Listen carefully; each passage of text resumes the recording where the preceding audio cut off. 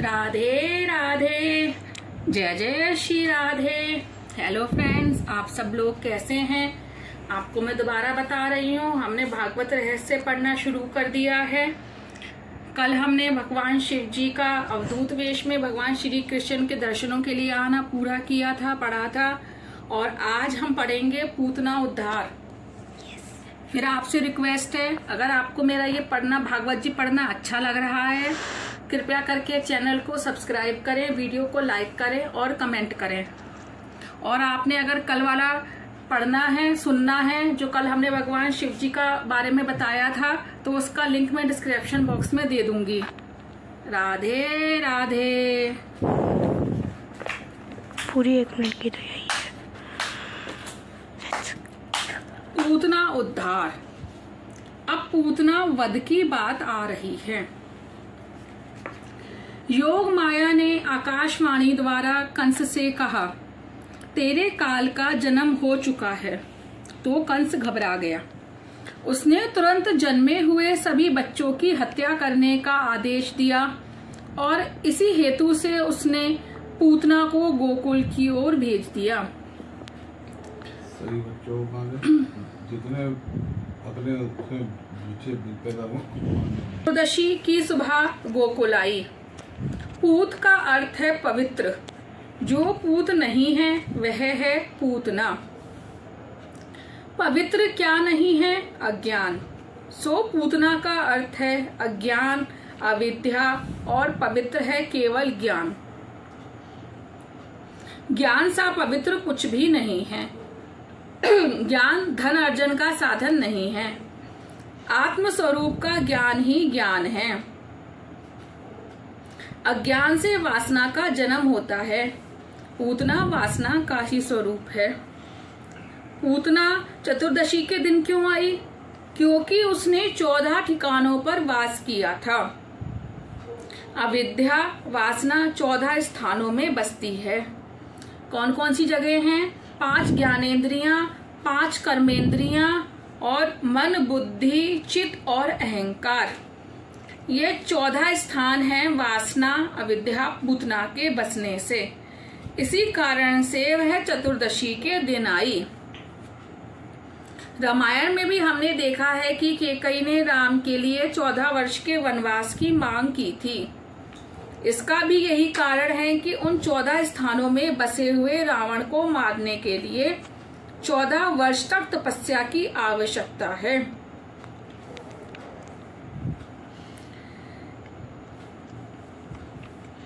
आंखों में पूतना होगी तो काम मन में बसेगा।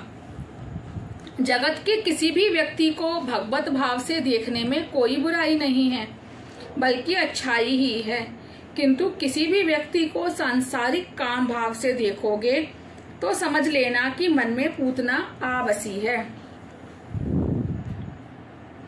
पूतना हर एक इंद्रिय में बसी हुई है, जो बहुत सताती रहती है। सभी इंद्रियों के द्वार बंद कर दो, जिससे पूतना अंदर प्रविष्ट ही ना हो सके। पूतना सज धज कर सुंदरी का रूप लेकर गोकुल आई। 3 वर्ष की आयु तक बालक शिशु कहा जाता है। इस शिशु को मारने के लिए पूतना आई है। प्रश्न यह है कि पूतना शिशु को ही क्यों मारती है और शिशु वह की आगे की अवस्था वाले बालकों को क्यों नहीं मारती?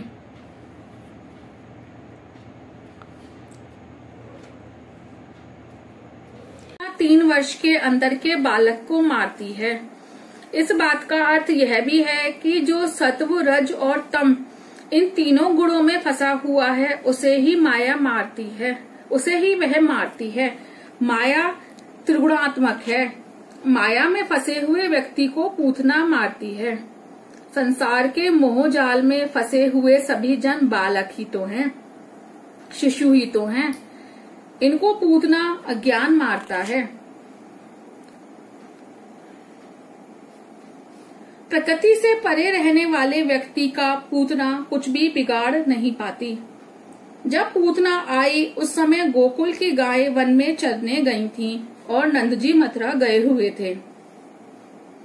गायों का वनगमन अर्थात इंद्रियों का विषय वन में गमन। इंद्रियां इस विषय वन में घूम रही होंगी तो पूतना वासना मन में आ धमकेगी। अज्ञान मन पर सवार हो जाएगा।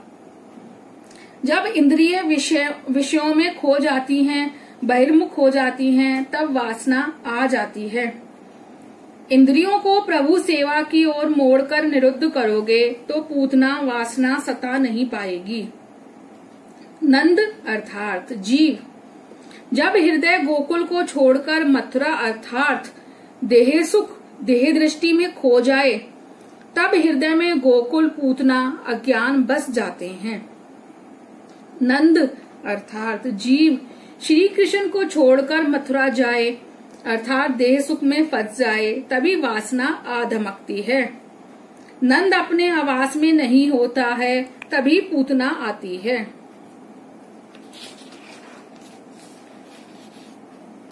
पूतना श्रृंगार करके आई है। अविद्या अपने साथ कई दोषों को लेकर आती है। पूतना का स्वरूप देखकर यशोदा आदि धोखे में आ गईं। पूतना की वेणी देखकर देहाध्यास हुआ, रूप देखकर इंद्रियाध्यास हुआ, अतः स्वरूप की विस्मृति हो गई। फलत उसको किसी ने नहीं रोका, वह सीधी नंद बाबा के घर में घुस गई। पूतना को देखते ही कन्हैया ने आंखें मूंद ली। पूतना ने उसको अपनी गोद में ले लिया।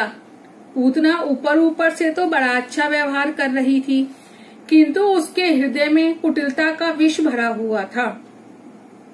पूतना ने अपने स्तनों पर भी विष लगाया था। संसार सुख का उपभोग करने के लिए मनुष्य भी अपनी आत्मा पर वासना का विष लगा लेता है। पूतना ने लाला को गोद में बिठलाकर उसके मुंह में अपना विष से सना हुआ स्तन दे दिया। कन्हैया ने तो दूध पीना शुरू कर दिया और उसने इस प्रकार दूध पीना शुरू किया कि पूतना वेदना से भारी क्रंदन करने लगी, किंतु कन्हैया तो दूध पीता ही रहा और पूतना धीरे धीरे निष्प्राण हो गई। सौंदर्य को देखकर मनुष्य मात्र मुग्ध हो जाता है और देह भान भूल जाता है। सभी ब्रजवासी भी पूतना के बनाव श्रृंगार पर मोहित हो गए थे और उसको किसी ने रोका नहीं था।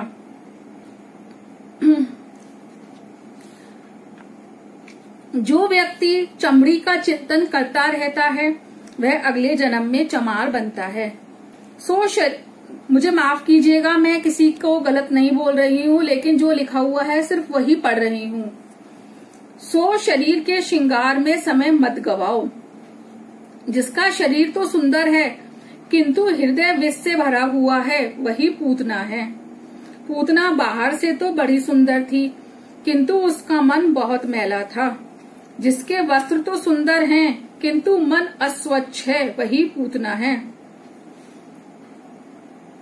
चरित्र की जांच पड़ताल किए बिना किसी का पानी तक ना पिया जाए, चाहे बर्तन प्याले चमचमाते क्यों ना हो, किंतु उसका मन मैला हो सकता है। बड़े बड़े तपस्वी भी सौंदर्य के मोह जाल में फंस चुके हैं। आमना सामना हो जाने पर प्रशंसा करें, किंतु उसकी अनुपस्थिति में निंदा करें, वह भी पूतना है। जो भी अच्छा बुरा कहना है वह उसके सामने ही कह देना चाहिए। किसी के बाह्य रूप रंग बनाव श्रृंगार से मोहित होना नहीं चाहिए। जो बाहर से सुंदर हो वह अंदर से भी सुंदर होगा, ऐसा मान लेना मूर्खता है। पूतना दुष्ट थी, फिर भी ब्रजवासी उसके रूप रंग के कारण धोखा खा गए थे। वासना उभर आने पर जीव अपना स्वरूप भूल जाता है। वासना पूतना का विनाश होने पर कृष्ण मिलन हो पाता है। सो मानो श्री कृष्ण वासना रूप पूतना को मारकर शकुन करते हैं। मनुष्य वासना का दास है, अतः उसका पतन होता है। पूतना को किसी ने ना रोका तो वह अंदर आ गई। जब वह अंदर आ गई तो कन्हैया ने आंखें मूंद ली। आंखें बिगड़ी नहीं कि मन भी बिगड़ जाएगा, सो आंखों को हमेशा बचाए रखना। दर्शन में तभी आनंद मिलता है जब भगवान दृष्टि देते हैं, अर्थात आंखें मिलाते हैं। पूतना मलिन हृदय लेकर कन्हैया के पास गई तो भगवान ने आंखें मिलाई ही नहीं, मूंद ली। भगवान हमें यह दिखाना चाहते हैं कि वह पापी से वह आंखें नहीं मिलाते, उसके सामने देखते तक नहीं हैं। भगवान वस्त्र या बनाव श्रृंगार नहीं, मन देखते हैं। बाहर से सजीले किंतु मन के मैले व्यक्ति से वह आंखें नहीं मिलाते। जीव बड़ा अभिमानी है, वह ऐसी प्रार्थना करता नहीं है। जीव है तो खाली हाथों वाला, फिर भी वह अकड़कर चलता है। ईश्वर की कृपा के बिना मनुष्य के पास आ ही क्या सकता है। जीव भगवान की शरण ले तो उसके सभी पाप दूर हो सकते हैं, क्योंकि भगवान ही ने तो वचन दिया है, सन्मुख होए जीव मोहे जबहि, जन्म कोटि अग नाशहु तबहि। राधे राधे। आगे का कल पूरा करेंगे। आज के लिए इतना ही, धन्यवाद।